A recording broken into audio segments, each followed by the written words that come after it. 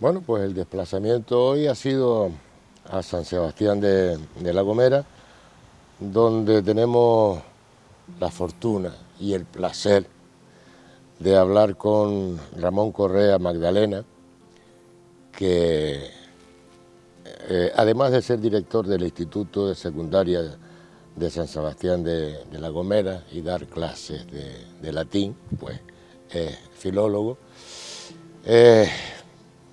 un verseador, un romanceador de Agulo. Y lo primero que se me ocurre preguntarte, Ramón, saludos antes que nada. Muy buenas. ¿Cómo influyó o qué parte de culpa, entre comillas, puede tener la herencia romancera recibida para que te interesaras por la filología? Bueno, la filología, o mi interés por la filología viene por otro lado. Pero dentro de la facultad, por ejemplo, aprendí que el baile del tambor es la única danza romancesca que queda en el mundo de habla hispana, con lo cual eso es muy, muy importante. Y de alguna manera, pues... Bueno, y a partir de ahí pues ya empezamos a estudiar qué tipo de romances. Y entonces por aquel momento había un profesor de la facultad que se llamaba Pablo Quintana, que venía mucho a La Gomera y empezó a recopilar pues todos los romances de aquellas personas mayores.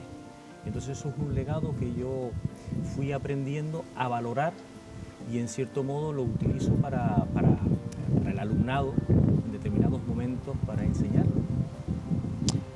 Porque además tienes una tradición increíble, nada menos que una herencia de 4 generaciones. En tu familia se cantaba y se bailaba. Romance desde chiquito, mamando el romance desde chiquito, pues en La Gomera, y dime si no es así, se duermen a los chiquillos más que con el arrorró, con el canto de romance. Efectivamente. Por parte de madre y por parte de padre procedemos de la palmita y de las rosas. Mi bisabuela, mis abuelos, todos eran romanceros y buenos bailadores. Y yo recuerdo que a mis hermanos se les dormía cantándole romance, no cantando la arrorró. Y además no cualquier romance, sino el romance familiar. Era el romance familiar. Por ejemplo, en el caso de mi bisabuela, Dolores Hernández Ventura, ella me enseñó a mí el romance de San Alejo, y es el romance familiar el que yo mantengo y el que yo canto. ¿Y te acuerdas? ¿Nos lo puedes recitar? Dame licencia, Señor, entendimiento y memoria para oír contar milagros de esta verdadera historia. Estándose Andrés un día en una baja remota, en una peña pescando, oyó una voz olorosa. Una voz que le decía, pescador, vete y adora. Familiar. Familiar. Oye, Ramón, si hablamos de formaciones musicales de La Gomera, tenemos que hablar de coros y danzas de Hermigua y Agulo, y desde luego es la más antigua de La Gomera, y que suena de alguna manera a sección femenina, ¿no? Vamos a ver, en el año 54 Lili Ascanio se da cuenta que hay un tipo de música que está reducida a las zonas altas, y es el baile del tambor. Que el baile del tambor se ejecutaba en las fiestas, sobre todo en las fiestas religiosas. Y entonces ella decide pues, buscar a los romanceros y a los tocadores de chácaras para llevarlos a un concurso en Madrid, en el Teatro María Guerrero. Y entonces a partir de ahí se forma coros y danzas. Independientemente de que en aquel momento haya sido la sección femenina, yo creo que Lili hizo una buena labor, porque en los años 80, 70, 80 empieza a buscar jóvenes hijos de aquellos que empezaron para formar el grupo Coros y Danzas Hermigua Agulo. Recuerdo a Lili, una gran valedora, desde luego, de la música tradicional de La Gomera. La recuerdo en una ocasión en Gran Canaria participando en un tenderete que hicimos en Santa Brígida, y le comunican el fallecimiento de una hermana suya. Y aquella mujer, con la interesa y la noticia tremenda que recibe, dice, bueno, yo no puedo hacer nada, mi hermana se murió, pues mañana iré. Pero mantuvo la interés de estar con su grupo en el programa. La verdad es que increíble, murió de 90 y algo, sí, ¿no? Ella murió de 93 años. Ramón, el folclore en La Gomera, desde luego, no deja de ser una manifestación muy viva, ¿no? Que entendemos que no se representa en escenarios, o poco más o menos, se vive menos en los escenarios, más bien es una manifestación festiva en la calle. Sí, la representación del folclore de La Gomera en los escenarios es cuando se sale fuera. Pero aquí en La Gomera es una manifestación que es espontánea y es una manifestación participativa. Cualquier persona puede participar, sobre todo en el baile. Y además no se le dice nada, si se ajusta a las normas, ¿no? Más o menos mantiene el ritmo. Entonces es un folclore vivo. En cualquier fiesta encontramos chácaras y tambores. Y además, curioso, encontramos jóvenes que tocan, bailan y cantan los romances. Cualquier persona puede participar en el baile, pero tiene que tener mucho cuidado con no intervenir en el canto. El canto es otra cosa. El canto, sobre todo en lo que se llaman los respondedores, hay que tener cuidadito, porque tienes que responder en el ritmo y en la manera. Si tú lo sabes hacer, nadie te dice nada. Pero si no, mejor si no, calladito. Llama la atención. Son famosos en Agulo los piques.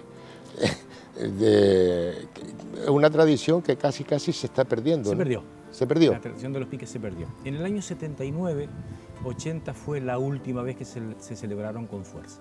Eran espontáneos, pensaban los niños de un barrio, los niños de otro, y así pues empezaba, y era el día de San Antonio, y se acababa en el día de San Pedro.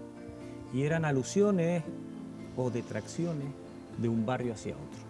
Por ejemplo, en la zona de la Montañeta no da el sol desde el mes de diciembre hasta el mes de marzo casi, ¿sabes? Entonces, lo de las casas cantaban, el sol de la Montañeta ya no alumbra ni calienta. Y los de la Montañeta, que es la zona donde están las reservas de agua, dice, les va de la capital el agua para tomar. Y así era el pique. Cada uno tenía su respuesta, esto está claro. Ya hablabas antes que La Gomera es el único lugar del mundo donde se conserva la danza romancesca. Y cantadas además, bailadas y cantadas. Y cantadas, es eso, ese es el logro. Es decir, es una danza donde se canta un romance. El único lugar del mundo, sí, ¿no? El único lugar del mundo. ¿Y recuerdas algún romance que puedas recordar ahora mismo en esta... vamos, te digo por recordar romances, ¿no? Un romance, bueno, yo puedo recordarme, sé algunos. Y de hecho muchos romanceadores se aprendían varios romances terminados en lo mismo para tener el mismo pie. El esquema siempre es un pie de romance y sobre ese pie, esa rima, hay que buscar el romance, ¿no? Entonces había romanceros que se aprendían 4 o 5 con el mismo pie, sencillamente para en las procesiones, para que no fuese muy corta, sino para alargarla. Porque hoy las procesiones son con tiempo, pero en aquel momento la procesión duraba lo que duraba, hasta que la gente se cansase, ¿no? O en las plazas, en la parte de atrás de las plazas, siempre había romanceros. Y entonces se aprendían diferentes romances. Yo me he aprendido algunos, el de San Alejo, después...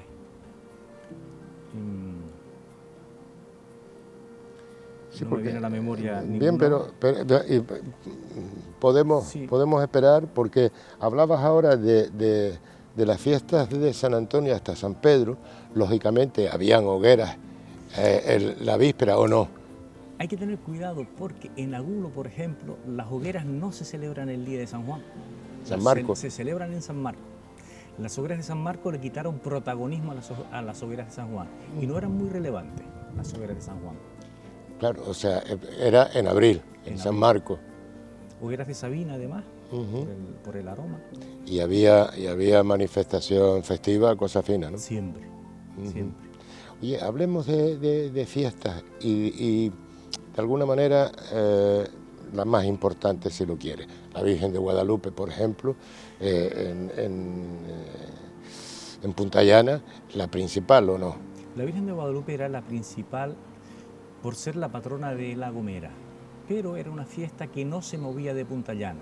A partir de los años 70 se empezó a sacar la Virgen de Punta Llana a darle vuelta a la isla, pero en su momento iban los gomeros, bien por mar o bien caminando, iban a Punta Llana a las celebraciones.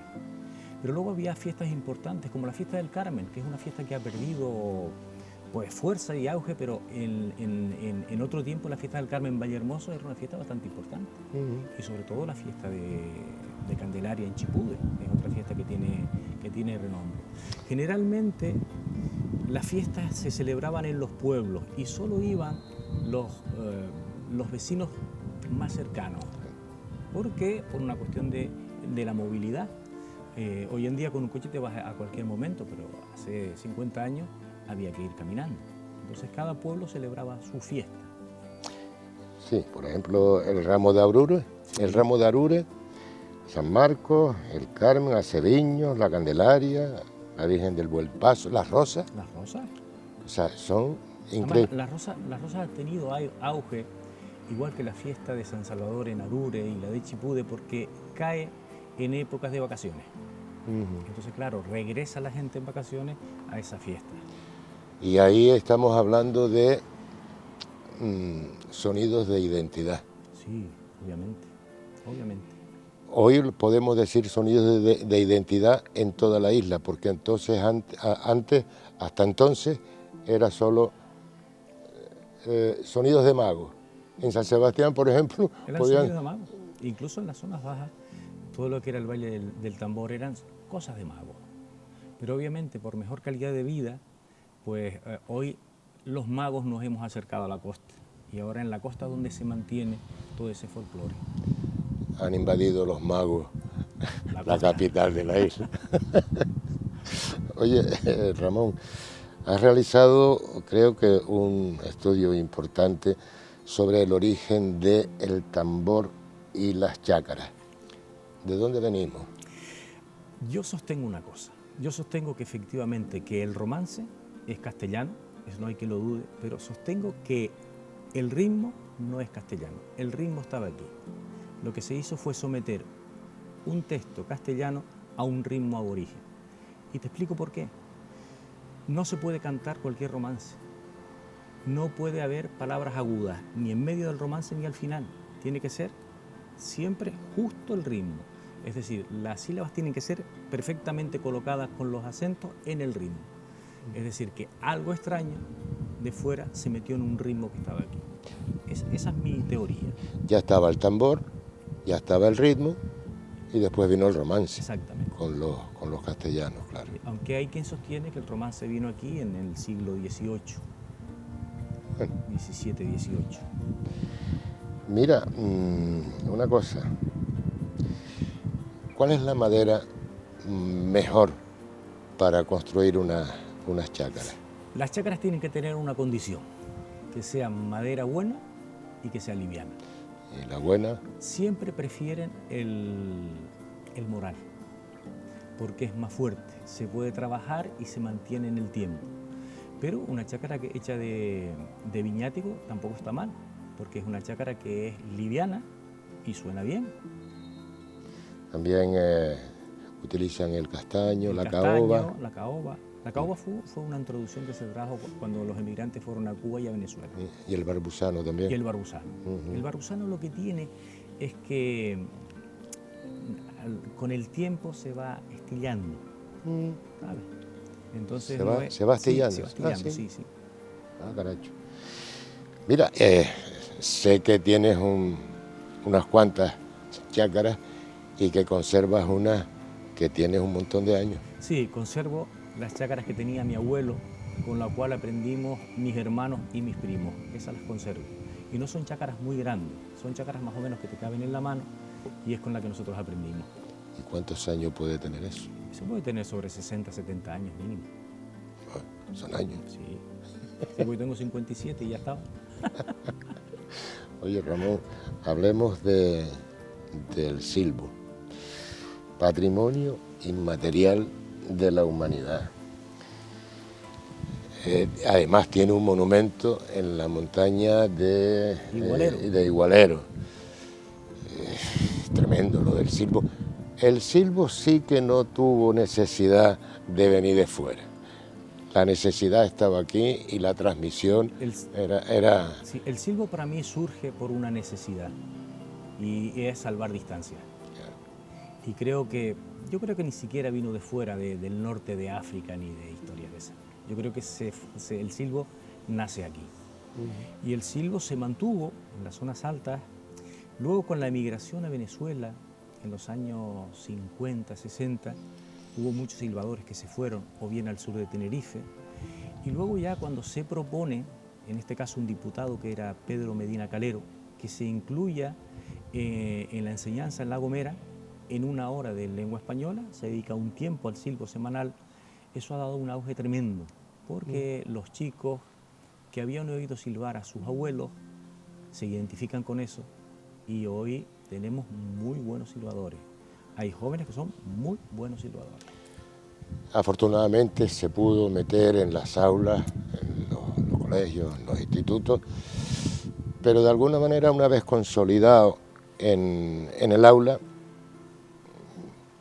hay que llevarlo a su lugar de origen. Claro, pero lo podemos llevar si creamos una necesidad.